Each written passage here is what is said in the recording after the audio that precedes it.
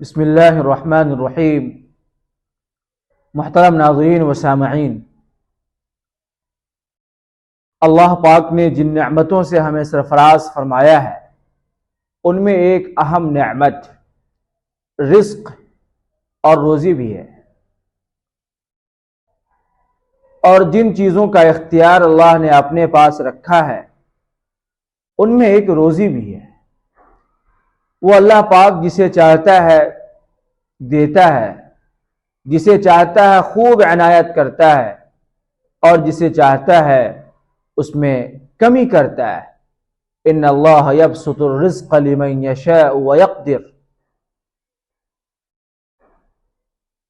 اور روزی روٹی کا مالک بھی اللہ ہے۔ ان اللہ هو الرزاق ذو القوة المتین۔ اللہ اپنے فضل سے جسے چاہتا ہے زیادہ دیتا ہے اور جسے چاہتا ہے کم دیتا ہے۔ یا یوں سمجھیے کہ مخلوقات میں بعض لوگوں کو اللہ نے روزی میں بڑی کشادگی عطا کی ہے اور بعض کو روزی میں کمی کی ہے۔ واللہ فضل بعضکم علی بعض فی الرزق۔ یہ بس اللہ پاک کا اپنا اختیار ہے، اللہ کی اپنی تقسیم ہے، اس میں کسی کو کوئی اختیار نہیں ہے۔ لیکن دوسری طرف اتنی بات بھی طے ہے کہ اللہ ہمیں روزی دے گا۔ چرند و پرند، شجر و حجر، انسان اور جنات اور جتنی بھی مخلوقات ہیں، ان سب کو روزی کا مالک اللہ ہے۔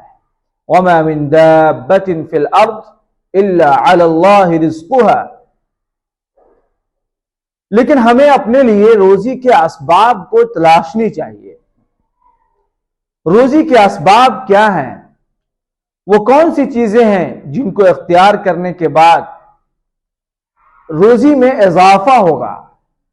اور سب بات کا خلاصے کے طور پر اللہ نے ایک جگہ پر فرمایا کہ دو کام اگر ہم کریں گے تو اللہ روزی میں برکت دیں گے اور بے شمار روزی کے دروازے کھولیں گے۔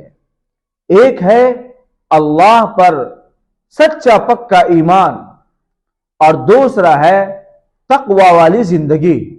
اللہ نے فرمایا وَلَوْ أَنَّ أَهْلَ الْقُرَىٰ آمَنُوا وَاتَّقَوْا لَفَتَحْنَا عَلَيْهِمْ بَرَكَاتٍ مِّنَ السَّمَاءِ وَالْأَرْضِ۔ اگر بستی والے ایمان لائے اور تقوی والی زندگی اختیار کیے تو پھر ہم آسمان و زمین کی برکتوں کے دہانے کھولیں گے۔ تو ایمان اور تقوی والی زندگی پر روزی کے دروازے کھلنے کا وعدہ ہے۔ اسی طرح ایک جگہ پر حضرت نوح علیہ السلام نے اپنی قوم سے کہا تھا استغفروا ربکم انہ کان غفارا یرسل السماء علیکم مدرارا، یعنی اپنے رب سے استغفار کرو، توبہ کرو، اپنے گناہوں سے معافی مانگو۔ اس کے نتیجے میں اللہ پاک آسمان سے بارش برسائیں گے اور روزی میں برکتیں ہوں گی، مال اور اولاد میں اضافہ ہوگا۔ اور ایک جگہ پر حضرت ہود علیہ السلام نے اپنی قوم سے کہتے ہوئے کہا تھا یا قوم استغفروا ربکم ثم توبوا الیہ یرسل السماء علیکم مدرارا ویزدکم قوة الى قوتکم ولا تتولوا مجرمین۔ حضرت ہود کی یہ دعا اور اپنی قوم کو یہ نصیحت کہ اللہ سے توبہ اور استغفار کرو، اس کے نتیجے میں تمہاری روزی میں اضافہ ہوگا۔ معلوم یہ ہوا کہ اگر ہم استغفار کی کثرت کریں گے، توبہ کی کثرت کریں گے تو ہماری روزیوں میں اضافہ ہوگا، اللہ پاک روزی کی برکتیں ہمیں نصیب کرے گا۔ استغفار خود جناب محمد رسول اللہ صلی اللہ علیہ وسلم کا معمول یہ تھا کہ آپ 70 مرتبہ اور اس سے زیادہ آپ استغفار فرماتے تھے۔ یستغفر کل یوم 70 مرہ او 100 مرہ، بہت سی جگہوں پر 100 کے الفاظ ہیں۔ تو پہلی چیز یہ ہے کہ ہمیں روزی کے حصول کے لیے اللہ سے استغفار کرنا ہے، گناہوں کی معافی مانگنی ہے، اور دوسری چیز یہ ہے کہ ہمیں اللہ سے دعا کرنا ہے، دعا کرنا ہے۔ اللہ نے فرمایا وَارْزُقْنَا، اے اللہ ہمیں روزی عطا فرما، فَأَنْتَ خَيْرُ الرَّازِقِينَ، آپ ہی بہترین روزی دینے والے ہیں۔ یہ دعا کرنی چاہیے۔